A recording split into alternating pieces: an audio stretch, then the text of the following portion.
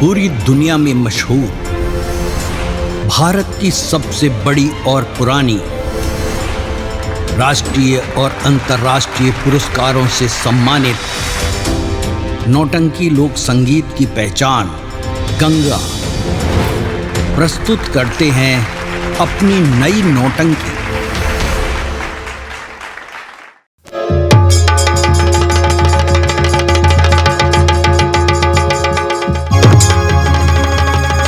मेरा बेटा ताम्रध्वज जंगल में शिकार करने के लिए गया था।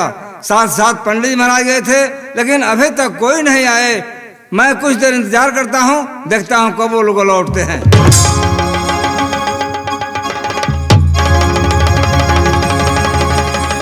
प्रणाम करता हूँ पिताजी मैं आपको। इसका बढ़ाया तेरे जस और प्रताप को।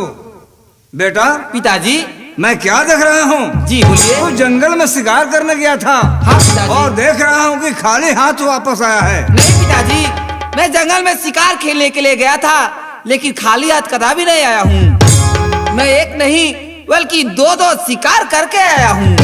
शिकार कहाँ है? अभी बुलाता हूँ। पंडित जी महाराज शिकार को दरबार में पेश किए।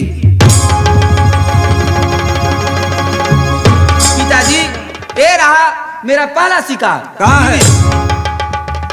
अरे मित्र,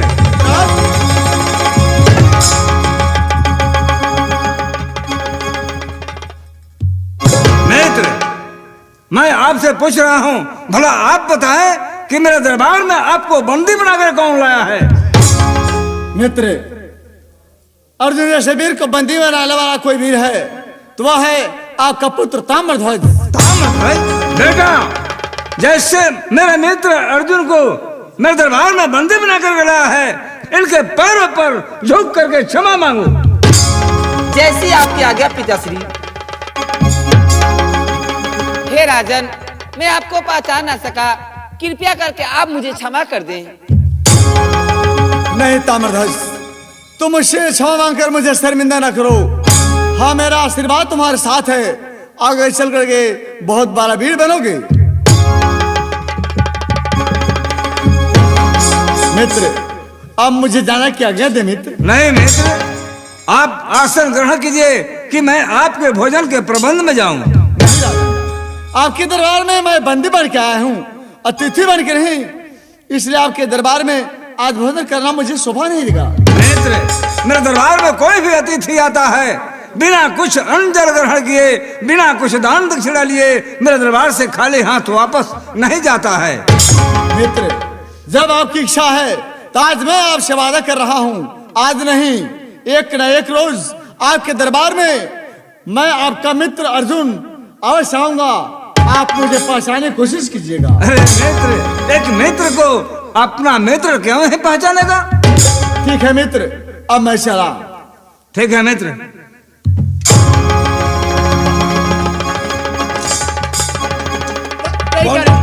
पंडित जी, आगे बढ़ी आगे बढ़ी आगे बढ़ी। ए बाबू तुम द्वारपाल हो, तुम द्वारपाल हो। अच्छा, मुझे कम करोगे तुम्हें क्या मिलेगा? हाँ। मुझे छोड़ दो। हाँ। मुझे जाने दो। जाने दे। दूसरे जग कराने जाना।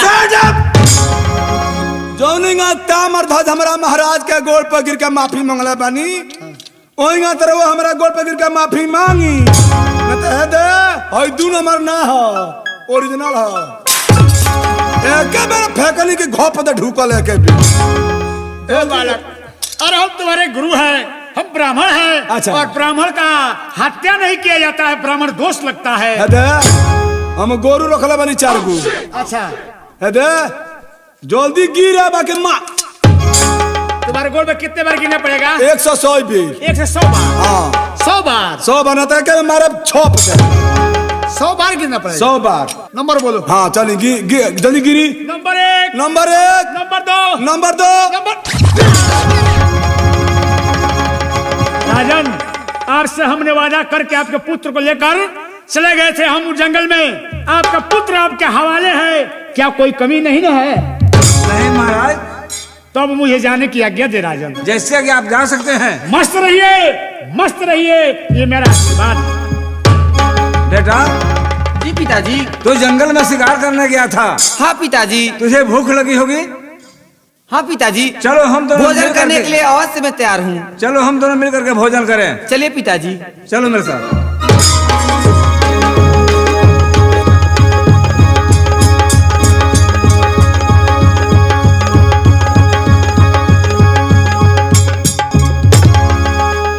प्रणाम करता हूँ भगवान आपको। ईश्वर बढ़ाए तेरे जस और प्रताप को। कहो अर्जुन, कैसे आना हुआ? भगवान आप मेरे आने का कारण पूछते हैं। भगवान आप ही कहते हैं कि अर्जुन तू मेरा परम भक्त हो और दुनिया का वीर विजेता हो, लेकिन भगवान मैं क्या कहूँ, आज रण क्षेत्र में मुझे एक 12 वर्ष का बालक परास्त कर दिया कि प्रभु मेरे साथ ऐसा छल क्यों हुआ, या मुझसे बड़ा भक्त आपका दूसरा कोई हो गया है? हाँ अर्जुन, आपसे बढ़ के भी मेरा कोई और भी भक्त है। क्या? नहीं भगवान, मैं नहीं मान सकता कि मुझसे बड़ा भक्त आपका दूसरा कोई हो सकता है। क्या आप देखना चाहते हैं? क्या भगवान सचमुच कोई भक्त है आपका? हाँ तो ठीक है भगवान, मैं आज देखना चाहता हूँ उस भक्त की राजधानी कैसे है, और धर्मात्मा राजा और कैसे है कि पतिव्रता नारी। ठीक है अर्जुन, लेकिन हम लोगों को इस वेश में, इस रूप में नहीं जाना है। उतारो राजन ठाट बाट, साधु का भेष बनाओ और शेर के रूप में यमराज को बुलाओ। ओ भगवान, आपके भक्त दरबार में चलने के लिए हमें साधु का रूप बनाना पड़ेगा और शेर के रूप में यमराज जी महाराज को बुलाना पड़ेगा। हाँ जी। भगवान मैं सब कुछ करने के लिए तैयार हूँ, पर आज भगवान चलिए हम लोग अपना भेषभूषा बदल लें। ठीक है अर्जुन, चलो अपना भेषभूषा बदल करके हम लोग चले। आइए भगवान। बरबाल जी महाराज। ये काम करो तुम, दौड़ो चले जाओ जमलोकपुरी और यमराज महाराज से कहना कि आप भयंकर शेर का उद्धार करें और अर्जुन महाराज के दरबार में चलने के लिए तैयारी करें। जैसी आपकी आज्ञा महाराज। जाओ। मैं भी जा रहा हूँ जमपुरी।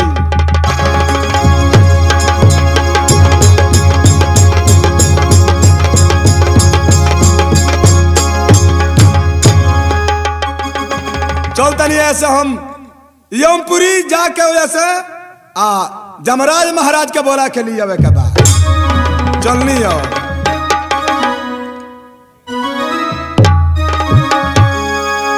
आर बिरहा के अगिया लगला एही तन में, अरे कौन सखी मार दिहली तो नरेरा। बिरहा के अगिया लागेला एही तन में, कौन सखी मार दिहली तो नरेरा। ओ कौन सखी मार दिहली अरे तो नरेरा। चला चला गंगा कैसेट दिल्ली चला।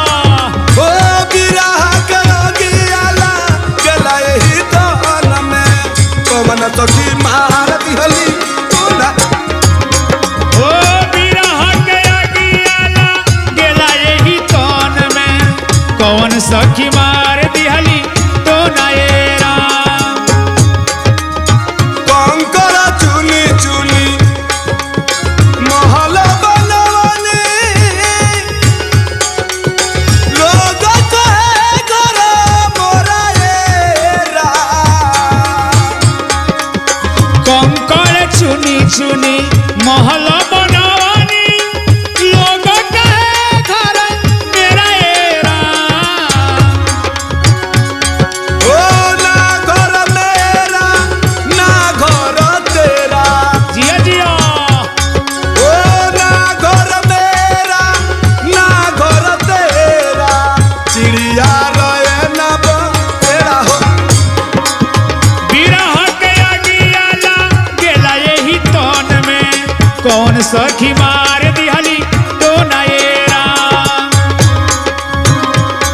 ओ मोरा पिछु बारवा करला बोला मोरवा, गली मारा कोई रोड़ा एरा। मोरा पिछुआरावा बोलेला सहरे सवा, जनी मारा कोई रोरा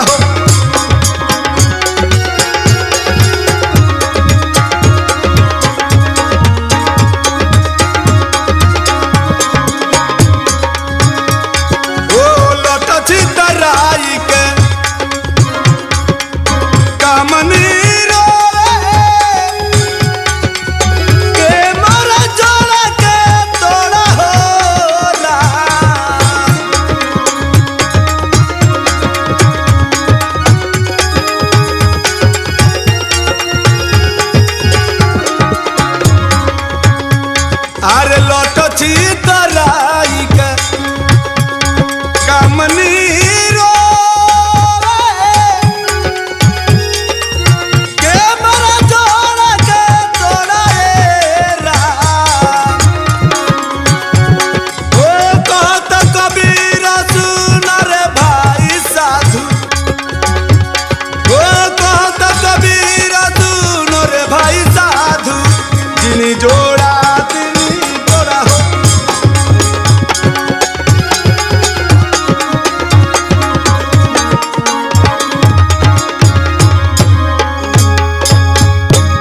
ए महाराज चलक बा मृत लोक में हे पर चल के जाए हे पर ना चढ़े ए बाबू हाँ कह दिन लगे आवो लगा लगे आवो तना हम बोतल बानी हम बुझत नहीं कि लगवा बोला तनी गोब दरवा हमरा के घोट खा ले हैं अरे लगे बोला तो चल जा एगो काम बा हाँ ए जी आओ आओ आओ जमराज महाराज जी आओ बाबू एगो काम करी अरे दादा ओ दादा हम बुझत रहनी हम बतिया रे दादा ए जाम कोगरी आई रहनी रो बोतन के जब जाब तो गोप देखा खा ले हाँ हैं एगो बात बा हमरा का मत खाई रोत राय करतानी और ऐसे बतिया लो बैठ एगो काम करी जन का बाबू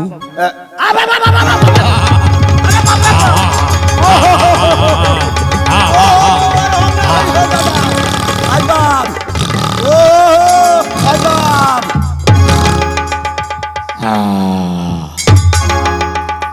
अरे बाप रे बाप हमरा के राउर भोजन व्यवस्था बा होई जाता हमरा खाता नहीं काहे री गावत तारो कहां तले रिगौनी हो रुई बदले से लौट के ना जाइबो वहां से बता दो बाबू कहां वहां के लेके जाए के बा आई वाली रवा के बोलावे रवा के बोला के लेके चलबे ऐसे मृत लोक में ओजा राउर व्यवस्था बा भोजन के केकरा की हां चलिए दे अर्जुन महाराज बोलले बनी अर्जुन महाराज ले जा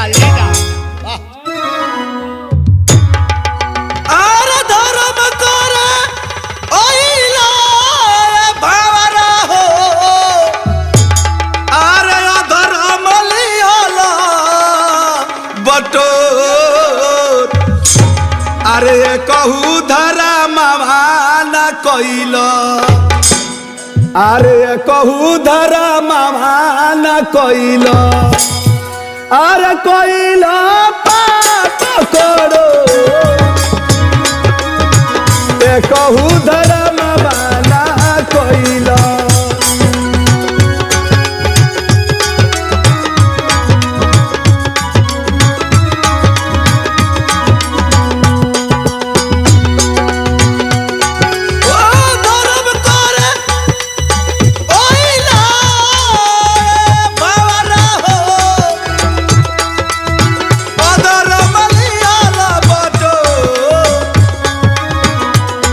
Oh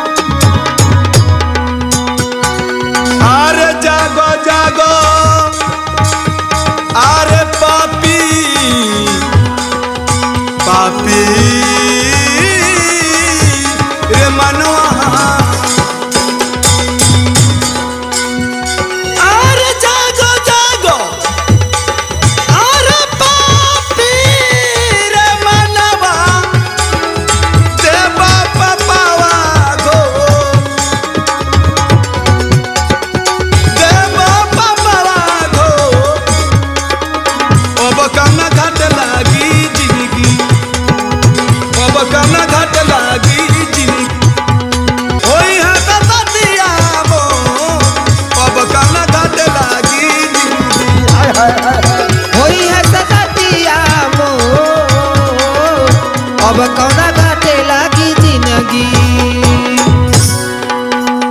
द्वारपाल आही दादा महाराज आई रोवा का बन गनी है सरकार। अरे मर्ख देखो हम संत जी हो गए, अच्छा, योगी महाराज, हाँ हाँ और भगवान महंत जी हो गए। हाँ हाँ हाँ हाँ रोवा जोगी महाराज संत जी। अब महाराज नहीं कहना, हाँ क्या कहे? अब मुझे संत जी कहना। अच्छा अच्छा गुरु जी। गुरु जी, गुरु जी। गुरु जी, हाँ गुरु जी। और भगवान को महंत जी कहना। रोवा संत जी भगवान महंत जी। हाँ हाँ हम बोलते लीलकंठ जी। नलायक कहीं का बोनी? अरे तुम्ही साधु का रूप बनाओ। आज प्रभु का सबसे प्यारा जो भक्त है उनके दरबार में चल रहा है। आज देखना है कि प्रभु का सबसे प्यारा भक्त वो कैसे है। प्रभु के यानी कि माने भक्त दरबार चढ़ के देखे चलना है। ए गुरु जी तू नलायक है क्या रे? अभी तुम्हें श्राप देने जलकर भस्म हो जाएगा। शराब छोड़ना 6 महीना हो गया, यहाँ को दिन शराब दे। मैं मदिरा की बात कर रहा हूँ। शराब दे तब पियल छोड़ दे बना। श्राप देंगे, श्राप देंगे। अच्छा शराब दे, हम कहेंगे शराब दे। तू भी साधु का रूप बनाओ। जय हाँ जल्दी आओ। अबे आओ तुम। भगवान सबसे पहले आप अपने भक्त दरबार का राह दिखलाएं। ठीक है, आप हमारे साथ चलें। जिस तरह से हम चल रहे हैं आपको उस भक्त के दरबार तक हम लेकर चलेंगे। चलिए हम लोग कुछ भजन भाव करते चले, क्योंकि हम लोग साधु का रूप बन गए हैं। ये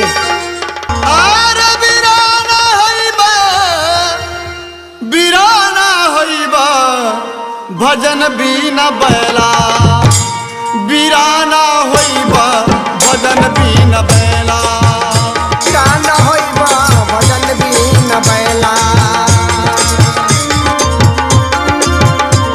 अरे बीराना होइबा भजन बीना बैला, बीराना होइबा भजन बीना बैला। चला रे, ये तू क्या बन गया रे? हम हाँ साधु नहीं। देखो चला जी बोली। ऐसा करना जी जी। भगवान का भजन नित दिन करना। सोते जागते बैठते उठते अगर भगवान का भजन नहीं करोगे तो जानते हो तुम्हें कई जोनियों में जन्म लेना पड़ेगा, जिसमें ज्यादा कष्ट होता है। ये मनुष्य का शरीर बार बार मिलता नहीं। आरे धोबिया के घर गदहा बनबा, ए बाबू तीन टांग छनबैबा।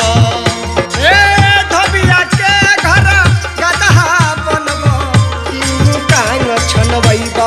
ए बाबू तीनू टांग छनबैबा। लैला दी घाट पहुँचैबा, लैला दी घाट पहुँचैबा, गरल घास नहीं खैबा, भजन बीन बैला, बीराना होइबा, भजन बीन बैला, बीराना होइबा, भजन बीन बैला।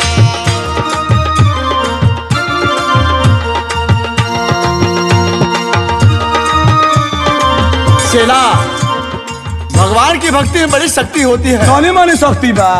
जो इंसान भगवान की भक्ति मन से करता है यही तुम्हारे जैसे झूम जाता है। अब तोनी मानी लोग झूमेला।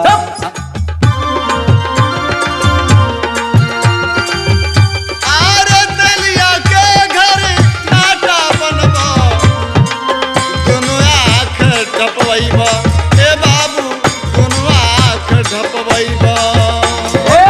दलिया के घर नाटा बनबो, दोनों आँख ढकबैबा। ए बाबू दोनों आँख ढकबैबा। चला अगर भगवान का भजन नहीं करोगे तो और जानते हो तुम्हें क्या करना पड़ेगा। आप चढ़े दुई पातल चढ़ावे, आप चढ़े दुई पातल चढ़ावे, आरे ऊपर से पाना से पिटाइबा, भजन बीन बैला, बीराना होइबा, भजन बीन बैला। भजन बीन बैला, बीराना होइबा, भजन बीन बैला।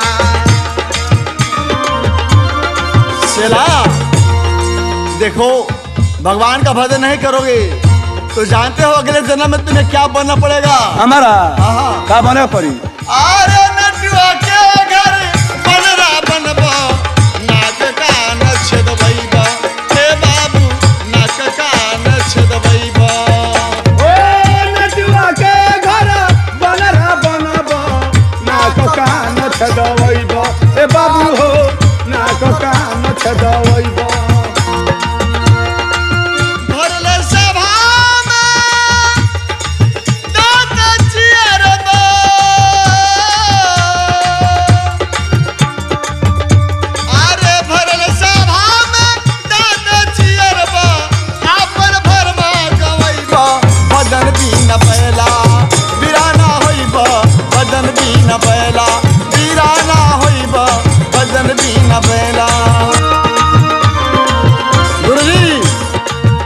देखिए आपका भक्त के दरबार अभी दूर है, ऐसा करें हम लोग कि चलते रहें और भजन भाव करते रहें।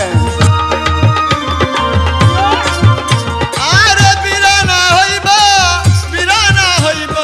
भजन बिना बैला बिराना होइबा भजन बिना बैला। ओ बिराना होइबा भजन बिना बैला बिराना होइबा भजन बिना बैला।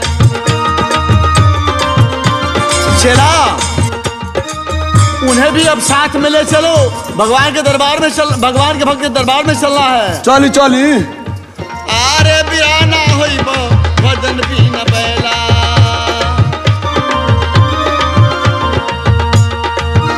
ओ बिराना होइबा भजन बिना बैला बिराना होइबा भजन बिना बैला।